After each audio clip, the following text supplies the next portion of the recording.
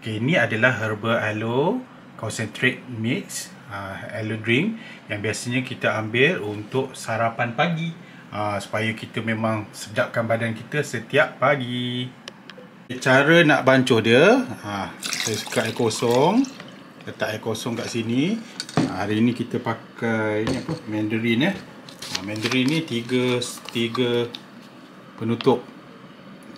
1 2 3. 3 penutup dan kita kacau-kacau.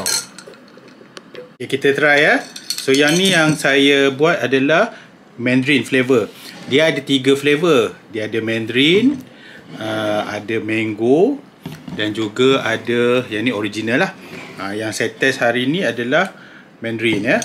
So 3 scoop 3 penutup bersama dengan air kosong. So bismillah. Uish, mantap. Dia rasa sedap perut kita, terutama kalau kita nak bangun pagi kan, nak kick start of the day, memang sedap lah untuk penghadaman kita.